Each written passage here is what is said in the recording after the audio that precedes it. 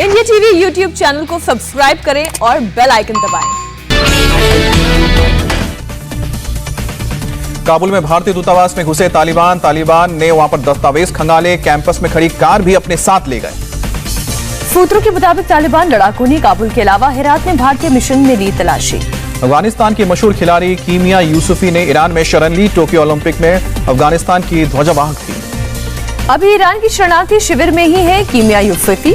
तालिबान आतंकियों के डर से अपने देश नहीं लौटना चाहती। काबुल एयरपोर्ट पर अमेरिकी विमान से गिरने से हुई मौत मामले में खुलासा, मारा गया शख्स अफगानिस्तान का फुटबॉल खिलाड़ी जाकी अनवरी था। अफगानिस्तान क्रिकेट बोर्ड के ऑफिस में घुसा तालिबान। अफगानिस्तान का पूर्व क्रिकेटर अब्दुल्ला मजारी भी था साथ। पीएम मोदी ने तालिबान का नाम लिए बिना आतंकवाद पर करारा प्रहार किया, कहा कभी स्थायी नहीं हो सकता है आतंकवाद।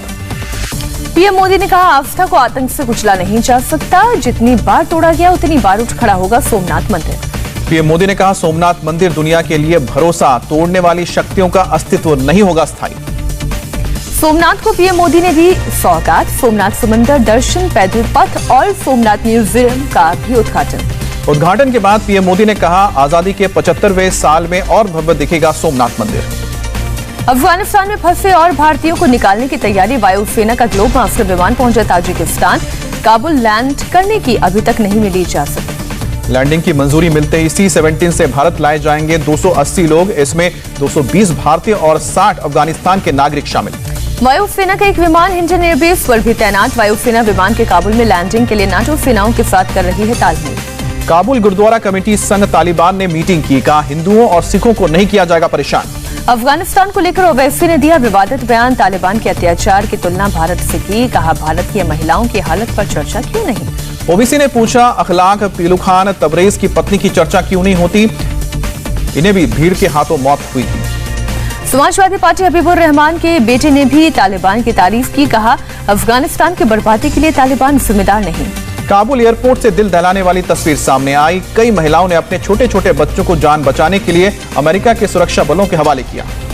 बच्चों को अपने हाथ में लेने के लिए काबुल एयरपोर्ट की दीवार पर सीढ़ी लगाकर चढ़े अमेरिकी जवान। दीवार पर लगी कटीली तार के बीच मासूमों को ले गए अंदर। काबुल एयरपोर्ट पर सैकड़ों लोग अपने बच्चों को लेकर पहुंचे। अमेरिकी सैनिकों की नजर पड़ने के लिए बच्चों को हाथ में उठाया। काबुल एयरपोर्ट पर अफरा तफरी आज भी जारी। देश छोड़ने के लिए एयरपोर्ट जा रहे लोगों पर तालिबान लड़ाकों ने की फायरिंग। काबुल एयरपोर्ट के बाहर आज भी भारी भीड़। एयरपोर्ट के बाहर पहुंचे हजारों लोग। एयरपोर्ट के बाहर अफरा तफरी का माहौल। तालिबान के खिलाफ लोगों में बगावत तेज। अफगानिस्तान के स्वतंत्रता दिवस पर लोगों ने फहराया 200 मीटर लंबा राष्ट्रीय झंडा। अफगानिस्तान जिंदाबाद के नारे लगाए। काबुल के अब्दुल हक चौराहे पर एक शख्स ऊंचे पोल पर चढ़ा। तालिबान के झंडे की जगह अफगानिस्तान का झंडा लहराया। अफगानिस्तान के स्वतंत्रता दिवस पर काबुल समेत कई शहरों में निकली रैली। तालिबान लड़ाकों के सामने महिलाओं ने झंडे के साथ निकाली रैली। जगह जगह अफगानिस्तान का राष्ट्रीय ध्वज देख बौखलाए तालिबानी। एक शख्स से झंडा छीनकर उसकी पिटाई की। जगह जगह राष्ट्रीय झंडे देखकर आउट ऑफ कंट्रोल हुए तालिबान लड़ाके। एक कार को रोककर झंडा छीना, कार सवार की पिटाई की। एक महिला ने राष्ट्रीय झंडा छीने जाने का विरोध किया। राष्ट्रीय ध्वज को चूमा, कहा इसे मेरा कफन बना दो। तालिबान टेरर के कारण काबुल से लोगों को निकालने के मिशन में अड़ंगा। 4 अगस्त से अभी तक केवल 7,000 सिविलियंस पहुंचे अमेरिका। फिर आए अमेरिकी C-17 ग्लोब मास्टर से हैरान करने वाली तस्वीर। एक विमान में सैकड़ों लोग रवाना हुए। काबुल से रेस्क्यू किए गए सैकड़ों अफगान नागरिक पहुंचे कतर। अमेरिकी फौज ने कतर के एक हैंगर में रखा।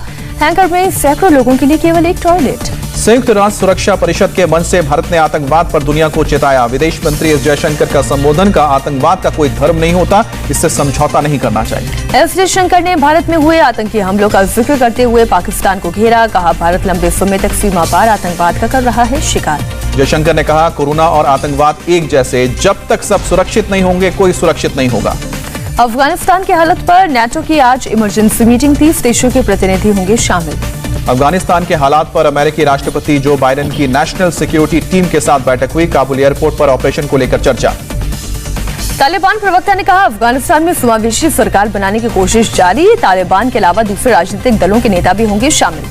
तालिबान प्रवक्ता ने कहा हम दूसरे देशों से चाहते हैं अच्छे संबंध, अपने देश की धरती का आतंकवादी गतिविधियों के लिए इस्तेमाल नहीं होने देंगे। तुर्की के राष्ट्रपति ने तालिबान का खुलकर किया समर्थन। कहा जरूरी हुआ तो तालिबान सरकार से करेंगे बात। रूस के विदेश मंत्री ने कहा तालिबान को मान्यता देने की जल्दबाजी नहीं है, लेकिन तालिबान से मिले हैं सकारात्मक संकेत। अगले 15 दिन के अंदर होगा यूपी कैबिनेट का विस्तार। सूत्रों के मुताबिक 5 से 7 नए मंत्री होंगे शामिल।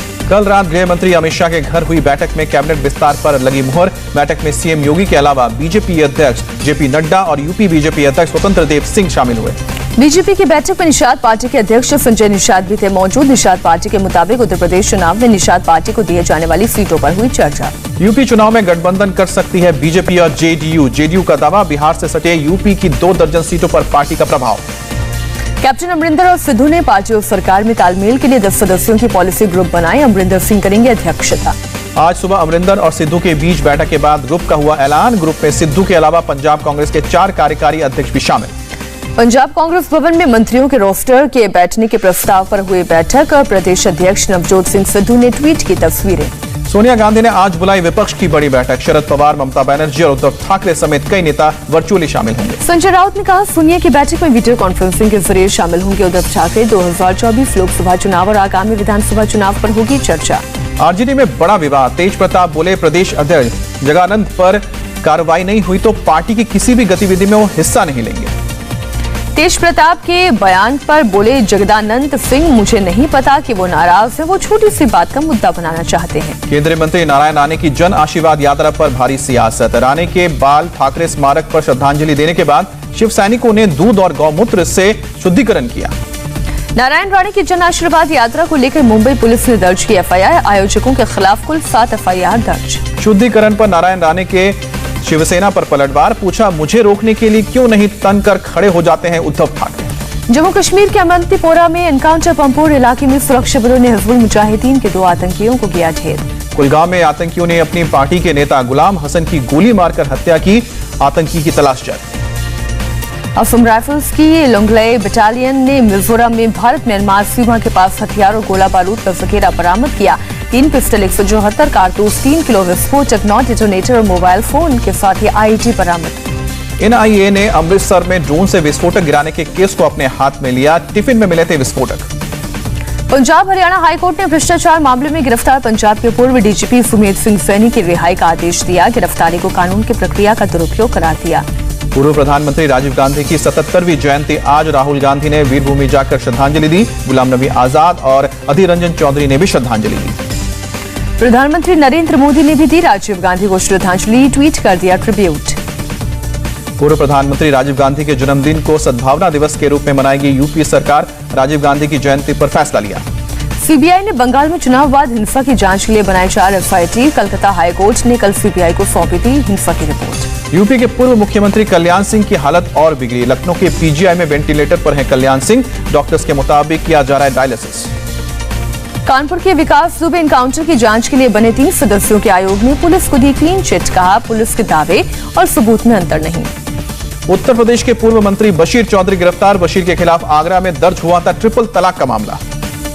कटक के सांसद भर्तृहरि मेहताब की बहू ने पुलिस में की शिकायत। पति और सास ससुर पर दहेज के लिए प्रताड़ित करने का आरोप लगाया। मामला दर्ज।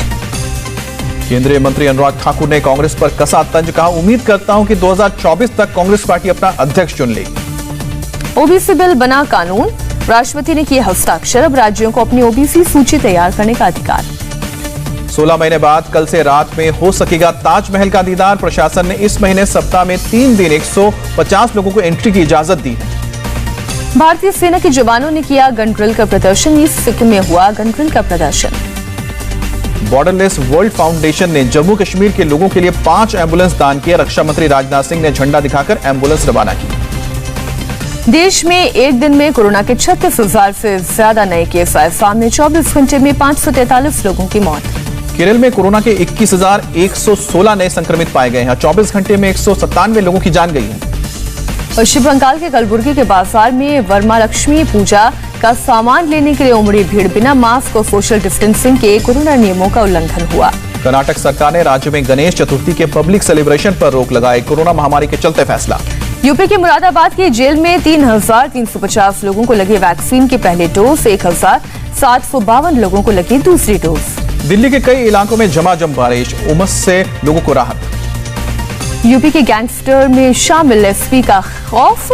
गैंगस्टर ने किया सरेंडर। बोले, मुझे भी जेल भेज दो। दिल्ली पुलिस के कांस्टेबल ने समयपुर बादली में फायर ब्रिगेड के जवानों से बदसलूकी की। वीडियो वायरल होने के बाद पुलिस कांस्टेबल पर केस दर्ज। भिवानी में एक शख्स को 3 से 4 लोगों ने दिन दहाड़े लाठी डंडों से पीट कर अधमरा किया। बेखौफ बदमाश ने वारदात को अंजाम दिया। यूपी के अमरोहा में एक व्यक्ति को पेड़ से बांधकर पीटने का वीडियो वायरल हुआ, एक आरोपी गिरफ्तार। उत्तर प्रदेश के संभल में पुलिस सर्विलांस एसओजी की टीम ने फर्जी आधार कार्ड बनाने वाले गैंग का पर्दाफाश किया। 2 गिरफ्तार, 2 फरार। ग्वालियर पुलिस अधीक्षक ने सभी पुलिस कर्मियों को वर्दी में ड्यूटी करने के आदेश दिए। सीएसपी और एडिशनल एसपी को निगरानी रखने के निर्देश।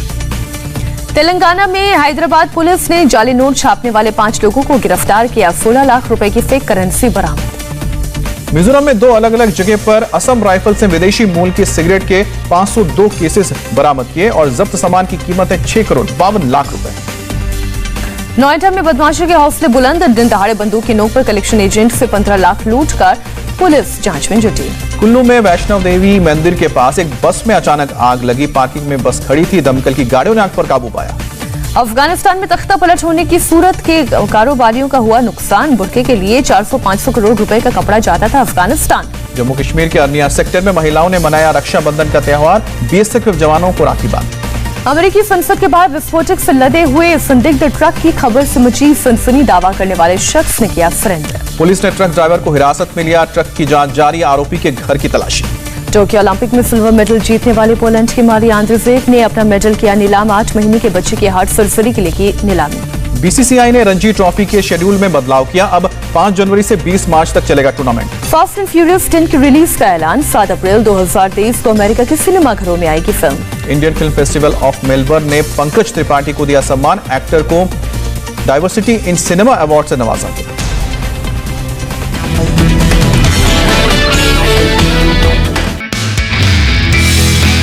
नमस्ते, मैं हूं मीनाक्षी जोशी। वीडियो और खबरों से अपडेट रहने के लिए India TV YouTube channel subscribe करें, बेल आइकन दबाना ना भूलें। जुड़े रहें इंडिया टीवी के साथ।